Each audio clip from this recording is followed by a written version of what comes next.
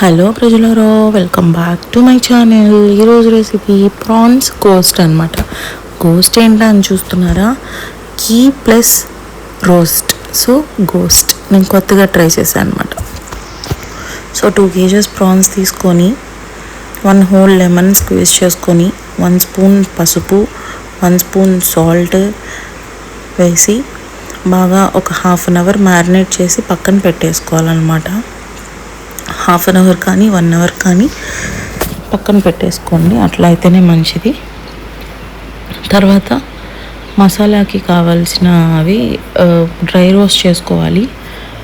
మసాలాకి ఏమేమి కావాలంటే 2 kgs ప్రాన్స్కి 1/2 tablespoon మెంతులు, 2 tablespoon మిరియాలు, 1 tablespoon జీలకర్ర, 1/2 tablespoon ఆవాలు, 4 tablespoon ధనియాలు వేసి డ్రై రోస్ట్ చేసుకోవాలి. లాస్ట్లో గసగసాలు ఒక 2 tablespoon వేసి దించేసుకోండి. తర్వాత మిక్సీ పట్టేసుకోవాలన్నమాట. అవి దానికంటే ముందు 15 ఎండుమిరపకాయలు, 2 tablespoon జీడిపప్పు, లెమన్ సైజ్ చింతపండు కొద్దిగా హాట్ వాటర్లో సోక్ చేసుకొని అవి కూడా ఈ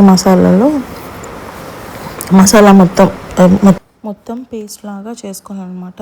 చాలా కచ్చపచ్చగా కాదు, ఫుల్ పేస్ట్ లాగా చేసేసుకోండి బాగా మెత్తగా. తర్వాత ఒక కడాయి పెట్టుకొని ఒక 3 tablespoon ఘీ, 2 tablespoon ఆయిల్. మనం చెప్పాను కదా కోస్ట్ అని, సో ఘీ ఇంపార్టెంట్ అనమాట ఇందులో. యాక్చువల్లీ ఇది ఘీ రోస్ట్. ఇంక మనం చేసుకున్న పేస్ట్ అందులో వేసేసి బాగా ఫ్రై చేసుకోవాలన్నమాట. ఒక 30 minutes ఖచ్చితంగా వదిలేసేయండి. అలా స్టవ్ మీద సిమ్లో పెట్టేసి ఆయిల్ అంతా సపరేట్ అయిపోయేదాకా ఫ్రై చేసుకోవాలి. చూడండి, ఆయిల్ సపరేట్ అయిపోయింది. సో బాయిల్ చేసుకున్న ప్రాన్స్ ఉన్నాయి కదా, అవి కూడా వేసేసుకోవాలన్నమాట. అవి వేసుకున్నాక ఇంకో 30 minutes ఫ్రై చేయాలన్నమాట. అప్పుడు ముక్కకంతా మసాలా అంతా పడుతుంది.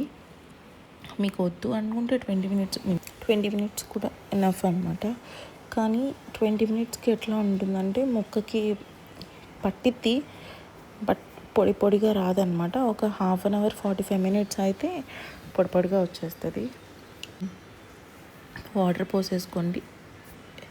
వాటర్ ఇక్కడ మాత్రమే యూజ్ చేస్తాం, అది కూడా 1/2 glass మాత్రమే యూజ్ చేస్తాం అన్నమాట. 1/2 glass వాటర్ పెట్టేసి వదిలేసేయండి. ఇంకా 30 minutes అసలు దాని జోడికే అది ఉందని కూడా మర్చిపోండి. ఆ తర్వాత కరివేపాకు, పచ్చిమిర్చి వేసి మళ్ళీ బాగా మిక్స్ చేసుకొని మళ్ళీ ఇంకొక 1/2 hour పెట్టేసుకోవాలన్నమాట. పెట్టేసుకున్న తర్వాత పొడిగా అయిపోతుంది.